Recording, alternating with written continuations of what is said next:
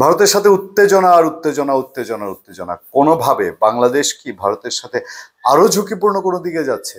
সোজা বাংলায় যুদ্ধ যুদ্ধ উত্তেজনা এই টাইপের কিছু? আচ্ছা, প্রশ্নটা যদি আমি ওই দিক থেকে করি, ভারতেরও কি কোনো রাজনীতিবিদ বা ভারতেরও কোন রকম যারা জনগণের সম্পর্কের বাইরে শুধু মসনদের প্রয়োজনে রাজনীতির মধ্যে ধর্মের ব্যবহার করে এবং এই দুই প্রতিবেশীর মধ্যে সম্পর্কটা তিক্ত জায়গায় নিয়ে এসছে, তারা কি বাংলাদেশের সঙ্গে একটা উত্তেজনাকর পরিস্থিতি জিয়ে রেখে রাজনৈতিক কোনো ফায়দা নিচ্ছে? সেভ দ্যাট, বাংলাদেশেও তাই। দুই দেশের মধ্যেই একটা শ্রেণী তৈরি হয়েছে। এই দুই দেশের এই যে ভারত বিরোধী এটা একটা পুঁজি, পাকিস্তান বিরোধী এটাও একটা ওয়ান কাইন্ড অফ পুঁজি। এখন এইসবের মধ্যে দিয়ে চিকেন নেক সবাই এর মধ্যে জেনে গেছেন যে ভারতের এত বড় দেশ, এই দেশ থেকে তাদের যদি তাদের সাত যে সেভেন সিস্টার বলা হয়, বাংলাদেশের পাশে 7টা প্রদেশে যেতে হলে ছোট্ট একটা 20 কিলোমিটারের একটা জায়গা, এক পাশে ভুটান, এক পাশে নেপাল, এক পাশে বাংলাদেশ, চায়নার কাছাকাছি, বাংলাদেশ থেকে মাত্র মানে বাংলাদেশের পাশাপাশি সেই চিকেন নেক, শিলিগুড়ির সেই চিকেন নেক, সেই জায়গাটা নিয়ে ভারতের খুব টেনশন। কারণ এইটা যদি বিচ্ছিন্ন হয়, ভারতের 7টা প্রদেশ ভারত থেকে বিচ্ছিন্ন হয়ে যাবে। বিচ্ছিন্ন কিভাবে হবে?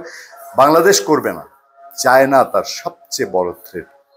সবশেষ যে খবর, এই খবরের সাথে পরিস্থিতি ভেতরে ভেতরে যে কিছু একটা সামথিং রং, বাংলাদেশের রাজনৈতিক পরিস্থিতি যেরকম কিছু একটা ভেতরে ভেতরে বা ভেতরে যা হচ্ছে জানা যায় কয়েকদিন পরে, চিকেন নেক নিয়ে কিছু একটা সাংঘাতিক রকম না হলে এই ধরনের খবর আসার কথা না।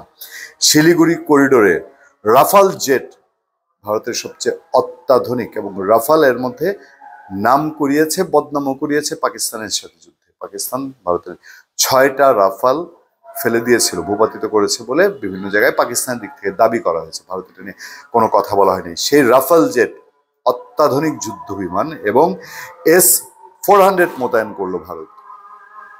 কল্পনাটা একটু এই 1 বছর, 1.5 বছর, 2 বছর, 5 বছর আগে চিন্তার জায়গায় ছিল না যে এখানে এত সমরাস্ত্র বাড়ি। এর আগে অলরেডি তারা তাদের মিলিটারি স্ট্রেংথ বাড়িয়েছে, আর্মি এখানে বহু ডিপ্লয় করেছে, স্ট্র্যাটেজিক যত রকম পলিসি নেওয়া যায় ভারত তার নিয়েছে। সেখানে কি বলা হচ্ছে আমাদের একটু আগে জেনে নেওয়া উচিত। শিলিগুড়ি করিডোরে ভারতের সামরিক তৎপরতা নজিরবিহীনভাবে বেড়ে গেছে, পত্রপত্রিকাই বলছে, দৈনিক মানবজমিনের খবর আছে আমার সামনে। সেখানে বলা হচ্ছে ভারতের পূর্বাঞ্চলে, মানবজমিন ইন্টারন্যাশনাল পত্রিকা থেকেই সেটা রেফারেন্স দিয়েছে, পূর্বাঞ্চলের সবচেয়ে গুরুত্বপূর্ণ স্পর্শকাতর চিকেন নেক করিডোর ঘিরে নয়াদিল্লি প্রতিরক্ষা বলয়ে গড়ছে। তারই অংশ হিসেবে শিলিগুড়ি করিডোরে এবার রাফাল যুদ্ধ বিমান এবং রাশিয়ার তৈরি S-400 বিমান প্রতিরক্ষা ব্যবস্থা মোতায়েন করলো ভারত। 20-22 কিলোমিটার প্রশস্ত এই করিডোরটি ভারতের উত্তর পূর্বাঞ্চলের রাজ্যগুলোর সাথে একমাত্র স্থল যোগাযোগ, আমি যেটা বলছিলাম, ব্যবস্থা, এবং এটি বাংলাদেশ, নেপাল, ভুটান এবং চীনের সংযোগস্থলে অবস্থিত। বাংলাদেশ, নেপাল, ভুটান এবং চীনের একেবারে মানে এটা বলতে পারেন একটা ট্রায়াঙ্গেলের মতন, আমাদের যেরকম একটা ট্রায়াঙ্গেল আছে পার্বত্য অঞ্চলে, একেবারে বর্ডারটা একদিকে বাংলাদেশ, একদিকে ইন্ডিয়া, একদিকে মিয়ানমার। এখানে 5টা দেশ বলতে পারেন, ভারত, নেপাল, ভুটান, বাংলাদেশ, চীন, 5 দেশের সংযোগ। পাকিস্তানিদের মধ্যে বিষয়টি নিয়ে বিচলিত হয়ে পড়েছে নয়াদিল্লি। এখন তার কৌশলগত দৃষ্টি পূর্ব দিকে ঘুরিয়ে নিয়েছে এবং লাল রেখা টানতে শুরু করেছে। পশ্চিম থেকে মানে পাকিস্তান থেকে পূর্ব দিকে তারা সরিয়ে নিয়েছে এবং লাল রেখা, পাকিস্তানের সাথে উত্তেজনা কিছুটা প্রশমিত হয়ে এলেও ভারতের দৃষ্টি এখন বেইজিং এবং ঢাকার দিকে।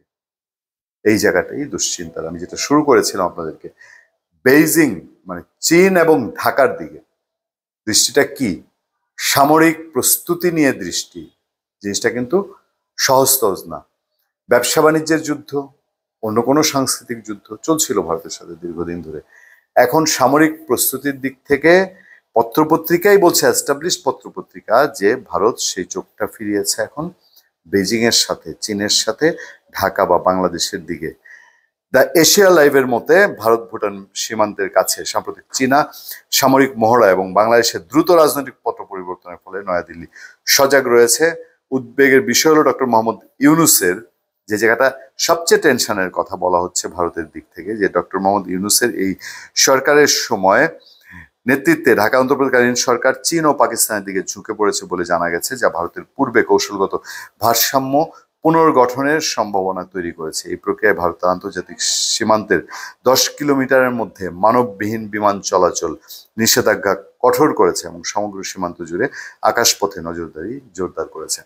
অবস্থা যাই বলেন না বলেন নিশ্চয়ই দুশ্চিন্তার। বাংলাদেশের নজর 32টি JF-17 জেটের দিকে উদ্বিগ্ন ভারত।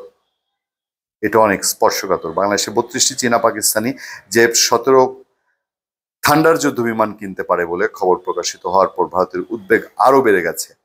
বিমানগুলো AES এর রাডার, EW পড এবং দূরপাল্লার ক্ষেপণাস্ত্র দিয়ে সজ্জিত। তার মানে সব দিক দিয়েই টেনশন, দুশ্চিন্তা বাড়তে থাকছে। সীমারেখা টানা, সেখানে যে রেড সিগন্যাল সেগুলো। আমি জানি না যে এই যে একটা যুদ্ধ উত্তেজনা তৈরি করা, এইটা অতীতে বহু দেশে বহু সরকার করেছে। যুদ্ধ করবে না, যুদ্ধ বাঁধাবে না, যুদ্ধে পারবে কি পারবে না ডিফারেন্ট বিষয়, বা দীর্ঘমেয়াদী কোনো চিন্তায় যাওয়ার চেয়ে দেশের ভেতরে রাজনৈতিক যদি কোনো টালমাটাল অস্থিরতা তৈরি হয়, তখন এরকম একটা যুদ্ধ আবহাওয়া তৈরি করে, একটা আবহ তৈরি করে এবং ক্রিটিক্যাল সেই সব বিষয়ে ইন্টারফেয়ার করে নন পলিটিক্যাল গভর্নমেন্ট, সেটা মিলিটারি গভর্নমেন্ট, সেটা এই বাংলাদেশের মতো অদ্ভুত কিসিমের এই অন্তর্বর্তীকালীন সরকার বলতে যে একটা সরকার, এই ধরনের সরকারগুলো তখন এই টেন্স সিচুয়েশন তৈরি করে দেশের ভেতরটা গতিটা আরামের করার খুব একটা চেষ্টা সবসময় করে যায়। ধন্যবাদ সবাইকে, ভালো থাকবেন, সুস্থ থাকবেন, সত্য, করুণা এবং সহনশীলতার সাথে আপনাদের সাথে আমি আতিক রহমান পূর্ণিয়া।